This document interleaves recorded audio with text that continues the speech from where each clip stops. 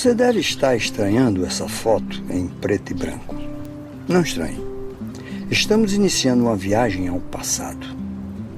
Voltaremos para um tempo em que farmácia era escrito com PH, que nem essa aqui na famosa Praça do Ferreira. Vamos apresentar um pouco da história de um cearense que nasceu na Bahia. Isso mesmo. Ele dizia que era cearense porque queria. Seu nome era Rodolfo Teófilo. Rodolfo formou-se farmacêutico em 1875 e sua farmácia ficava aqui, perto, no começo dessa rua, a Rua da Palma, conhecida atualmente como Major Facundo. Rodolfo foi professor de Ciências Naturais no Liceu do Ceará. E podemos dizer que era um intelectual, pois além de escritor, foi membro e um dos presidentes da Padaria Espiritual, uma agremiação literária que existiu em Fortaleza entre o final do século XIX e o começo do século XX. A Padaria Espiritual publicava um jornal chamado O Pão. Cada um dos membros dessa sociedade era chamado de padeiro e tinham alcunhas jocosas. Rodolfo, por exemplo, era o Marcos Serrano. Ele escreveu 28 livros, alguns sobre ciências, mas seu tema preferido era a seca no Nordeste e seu povo pobre, que nesses períodos eram mais conhecidos por flagelados.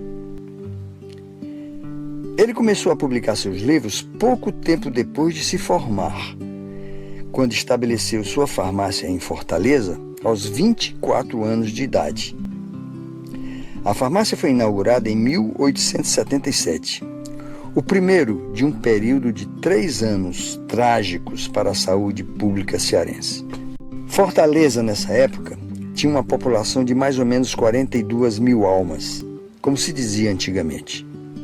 Destes, cerca de 2 mil eram escravos.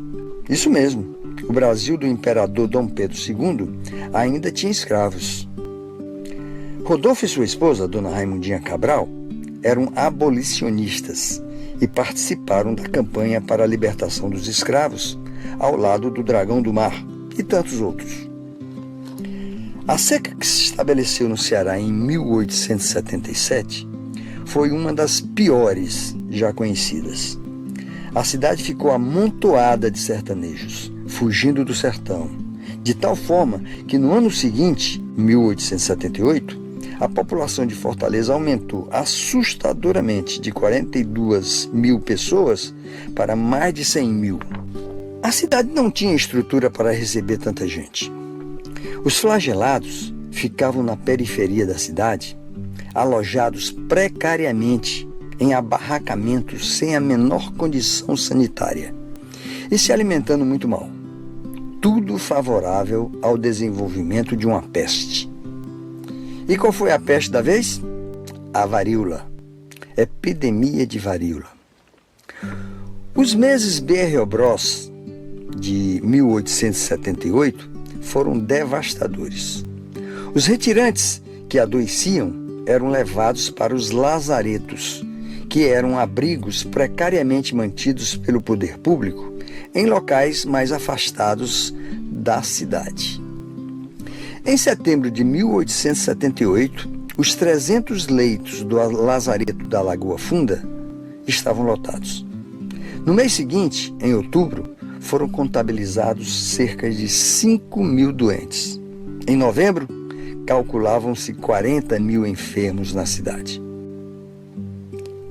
A assistência médica, na época, era muito precária. Só existiam 11 médicos na cidade, de acordo com o censo de 1872. Não havia como dar assistência a tanta gente para uma doença tão contagiosa, e até hoje sem cura. Mas não se preocupe, a varíola hoje está extinta, pois existe vacina. Naquela época já se sabia que a vacinação era uma boa medida profilática. Nos jornais da cidade, era comum anúncios de sessões de vacinação realizadas por médicos patrocinados pela Inspeção de Higiene, como era chamada a Secretaria de Saúde. Entretanto, a medida era controversa e muitos se recusavam ao procedimento. Além disso, é provável que os anúncios nos jornais não sensibilizavam a maioria dos fortalezenses, pois dos 42 mil habitantes registrados antes da epidemia, quase 36 mil eram analfabetos. Portanto, apenas 16% dos moradores sabiam ler e escrever em Fortaleza. A medicina da época adotava certas doutrinas ditas científicas. Dentre elas, a doutrina telúrica, que acreditava que as doenças chegavam a partir do solo, de onde surgiriam emanações malignas que eram levadas pelos ventos. Outra, a doutrina miasmática, que afirmava que o conjunto de odores fétidos provenientes de matéria orgânica em putrefação causariam o surgimento de miasmas, sendo a renovação do ar uma medida para impedir os miasmas maléficos. Com base nessas doutrinas, o governo decidiu remover os flagelados dos abarracamentos a leste da cidade para outro extremo, a oeste. Isso foi feito à força, o que contribuiu para abarrotar de doentes os lazaretos dessas regiões. A remoção não impediu as mortes, que aumentaram de forma assustadora. O sistema de saúde colapsou. Em dezembro de 1878, morriam cerca de 500 pessoas por dia em Fortaleza. No pico da epidemia, dia 10 de dezembro de 1878, a capital teve um registro oficial de 1.004 mortos, enterrados em vala comum. Esse dia ficou registrado na nossa história como o Dia dos 1000 Mortos. Esses números são impressionantes e mostram como a doença altamente contagiosa e potencialmente fatal pode devastar uma população e quanto são importantes as medidas de distanciamento social, tão atuais, mas ineficazes nas condições daquela época. A epidemia arrefeceu naturalmente. Até fevereiro de 1879, o número de mortes diminuiu consideravelmente. Talvez porque virtualmente todos tinham sido infectados. Não havia mais a quem infectar. A partir daí, a varíola passou de epidemia para endemia. Isto é, a doença estava sempre presente. Sempre era registrado certo número de doentes. Como disse Rodolfo Teófilo, a varíola acabou morando na capital, onde de quando em vez fazia uma vítima. Alguns anos depois, em 1900, Rodolfo estava em férias na Bahia quando foi informado sobre uma nova epidemia de varíola em Fortaleza. Aproveitando sua presença em Salvador, decidiu aprender a fazer a vacina e a vacinar. Em seguida, comprou todos os equipamentos necessários para fabricar a vacina. Dentre os equipamentos estavam 2 bezerros. Ele embarcou tudo para Fortaleza, chegando na cidade em 6 de dezembro daquele ano. Rodolfo anunciou seu feito e convidou a população a se vacinar em sua própria residência, na Visconde de Cauípe, número 4, hoje Avenida da Universidade, nas cercanias da Faculdade de Direito. A cada dia, Rodolfo registrava o número de pessoas que ele vacinava, gratuitamente. Ele fazia esse trabalho sem nenhuma ajuda do governo. Ao final de 1901, o primeiro ano de vacinação, ele vacinou 3.585 pessoas. Entretanto, a população da periferia não atendia seu chamado.